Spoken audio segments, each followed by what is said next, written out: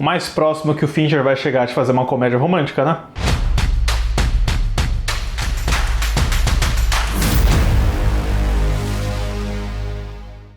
Olá, fãs da sétima arte, meu nome é Lucas Nascimento e esse é o Lucas Filmes, e hoje eu tô aqui para falar sobre Garota Exemplar, filme de 2014 dirigido pelo David Fincher. Mas antes eu pedi para você curtir esse vídeo, se inscrever no canal e ativar o sininho para não perder notificação dos próximos vídeos. Olha, essa pra mim é a melhor fase da carreira do David Fincher e é também o período em que ele estava literalmente em alta, né? Ele vinha de 2 indicações consecutivas ao Oscar com Benjamin Button, com A Rede Social, depois com o sucesso, a boa recepção, né, que eu adoro, do Millennium, Os Homens que Não Amavam as Mulheres, e depois que ele faz a adaptação da primeira parte da trilogia sueca, ele começa a olhar para outros best-sellers que estavam em alta nos Estados Unidos. E nesse meio tempo, a gente tem mais um caso que a gente comentou na época do Clube da Luta aqui no canal, de um autor com um projeto de livro que já estava na mira de Hollywood antes mesmo de ser publicado, na fase de manuscrito, que no caso é a escritora americana Gillian Flynn, que estava com esse romance,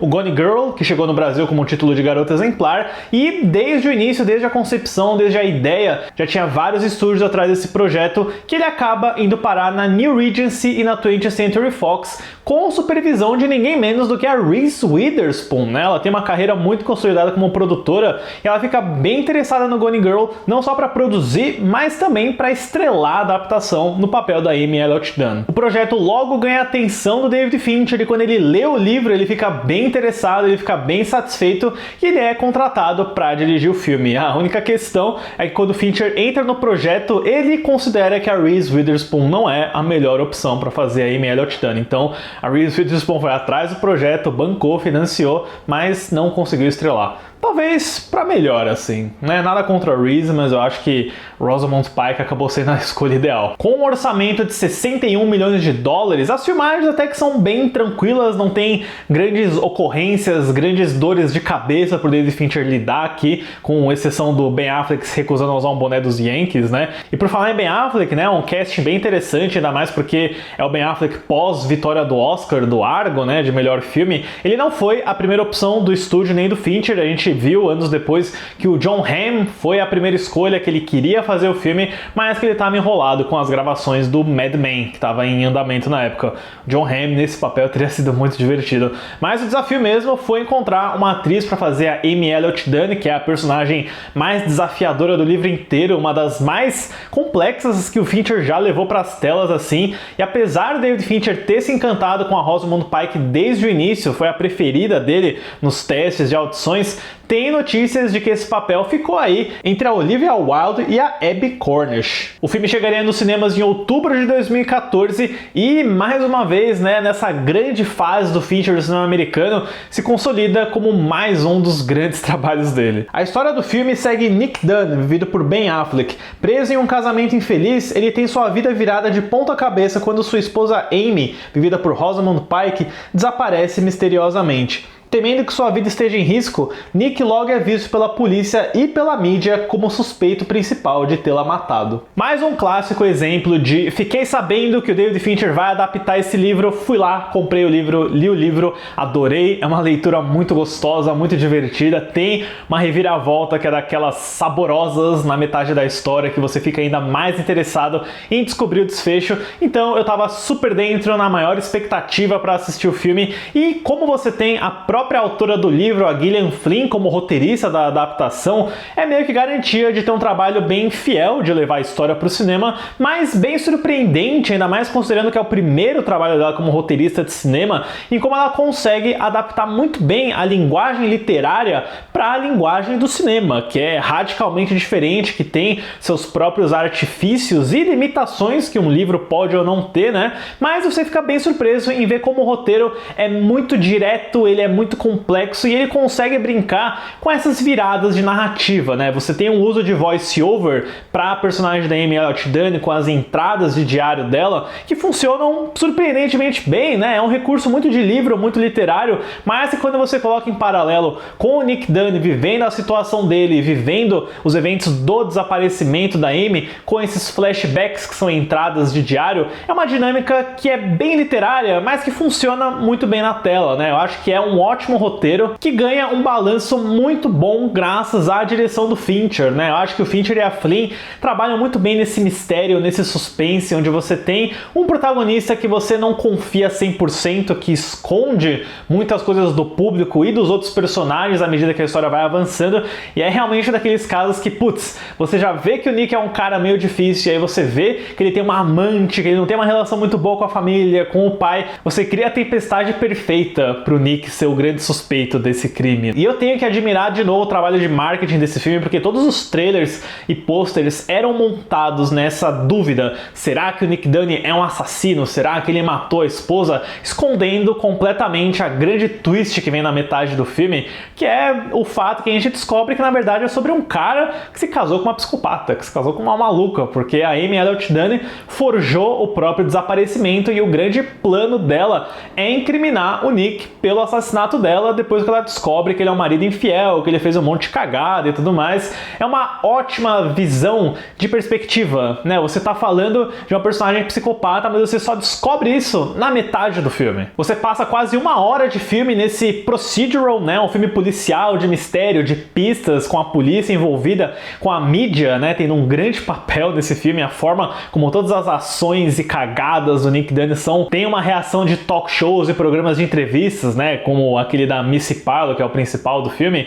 Mas quando você tem essa reviravolta que é sensacional, o filme muda completamente e ele passa a ser quase uma guerra de sexos, assim, né? Porque é um he said, she said, mas quando você entende quem a Amy é de verdade e o Nick também descobre o que tá acontecendo, é quase como se os dois estivessem jogando com a presença da mídia, com o jornalismo, com as pistas, pra ver quem vai sair melhor, né? E eu acho isso fenomenal, é um grande roteiro, uma condução bem humorada do Fincher, né? Esse é, sem sombra de dúvida, o filme que tem mais comédia dele, é um humor negro bem forte, bem satírico, mais do que no Clube da Luta até, mas que, de novo, ganha muito com a riqueza dessa personagem que é a Amy Elliott Dunne. De verdade, a Gillian Flynn merece aplausos, assim, pela criatividade com que ela criou uma personagem que é uma vilã, de certa forma, mas você entende todos os motivos dela, mesmo que leve ela para um caminho de assassinato, de manipulação e, de novo, que excelente performance da Rosamund Pike, não dá para imaginar outra atriz nesse papel.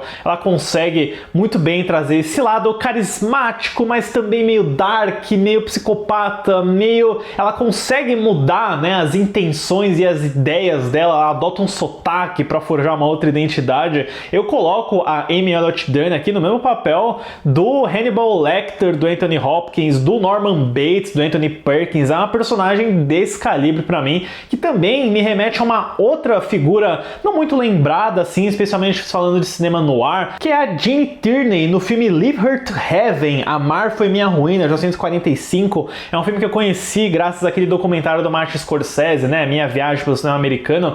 É mais um daqueles filmes que tem uma femme fatale inacreditável e que, apesar da Gillian Flynn e o David Fincher nunca terem falado publicamente sobre isso, não tem como essa personagem não ter sido uma inspiração para Amy Elliott Dunne, sério.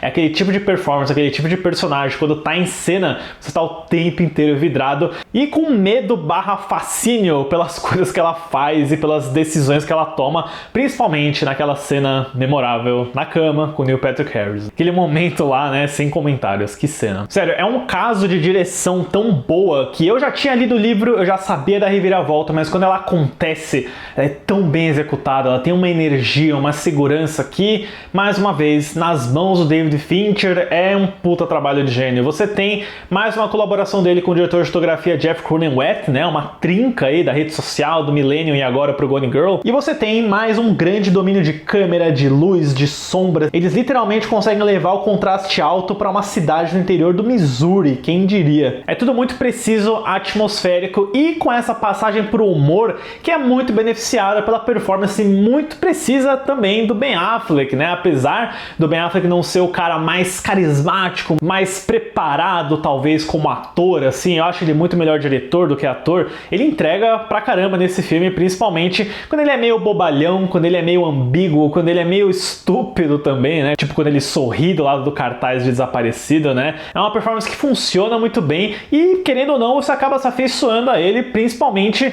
na metade final do filme, nos últimos atos, quando você descobre, né, quando você entende que ele caiu numa grande armadilha, né? E isso é muito bem demarcado pela rima que o filme faz, abrindo e fechando com o mesmo plano aí da Amy olhando pra ele. Eu também gosto muito da dinâmica dele com a Carrie Coon, que faz a irmã gêmea dele. Foi minha introdução a essa atriz fantástica que hoje eu gosto pra caramba. O Tyler Perry como advogado Thunderbolt foi uma surpresa muito grande. É um casting ousado e inesperado, mas que funciona bastante. E eu sei que ele foi o mais criticado do elenco, mas eu acho que o Neil Patrick Harris faz um ótimo trabalho como Desi Collins, que é o ex-namorado da Amy, que tem uma vibe, de novo, bem Hitchcock, de Norman Bates, de Vertigo, de ser o cara riquinho, que é meio retraído, que é obcecado pela Amy. Ele meio que domina, né, o terceiro ato do filme, principalmente com aquela ambientação na casa do lago dele. Eu acho que é uma ótima performance que pra mim tá muito bem inserida nesse micro-universo que a Gillian Flynn monta, né? É um filme de personagens bem coloridos, bem cartunescos, sob uma lente mais realista e expressionista do Fincher. E como esse é mais um vídeo do David Fincher aqui no canal, né, não tem como eu não mencionar o trabalho do Trent Reznor e do Atticus Ross, mais uma trilha eletrônica pro Fincher que é